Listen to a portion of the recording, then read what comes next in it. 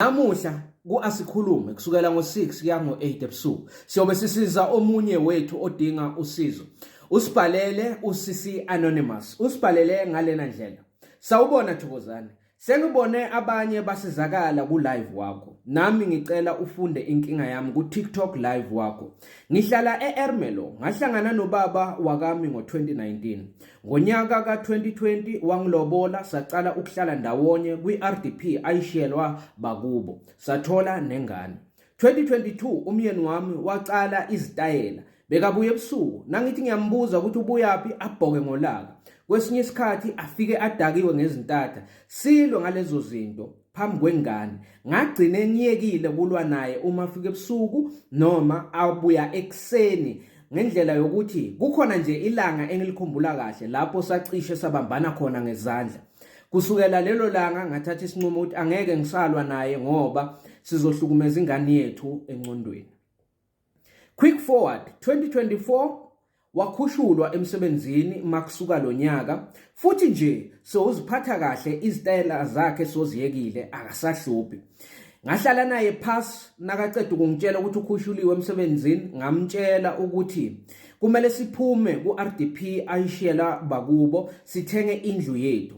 Ngilapho sathatha khona isinqumo ke ukuthi siye sobabili ebhangi lapho siyobuza khona ukuthi singenza njani ukuze sithole indlu yebond.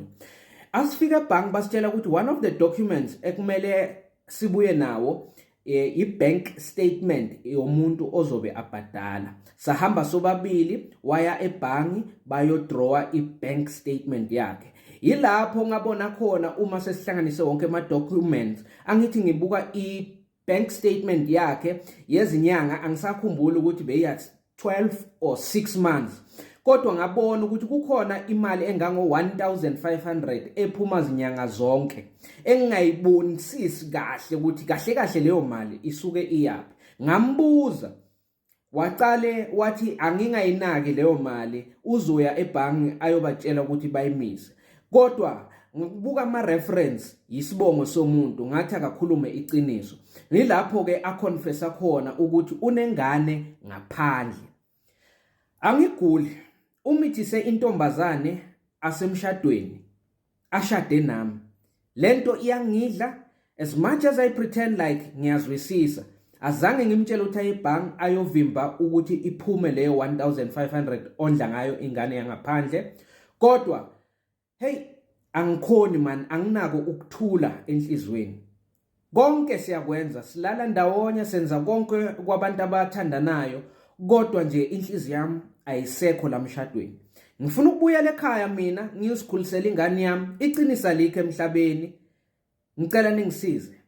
Izwisana ubuhlungu le ndaba engicede kuyifunda ngoba usisi egcineni kwemessage yakhe akathi alikho iqiniso emhlabeni ubese wafaka ubuso obunezinyembezi. Yeah, ubuso obuthathu with crying emojis.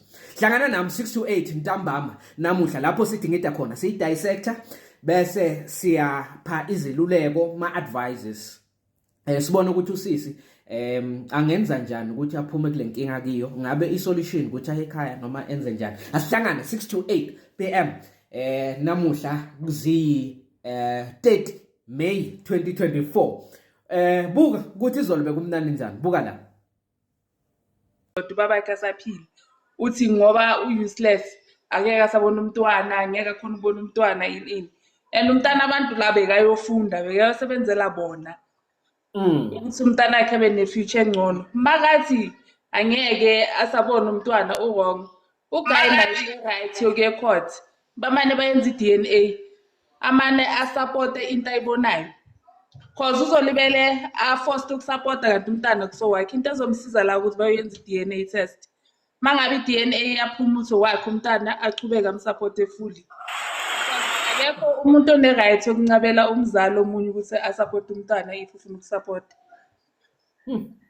Ngiyabonga. Yeah, nguzwa kahle. Sweet Masho Busi wena ugalela uthini kunkinga yobhuti wasePieter Tief la abasamvumeli afonela ingane ngoba phela sekukhona lesikhondla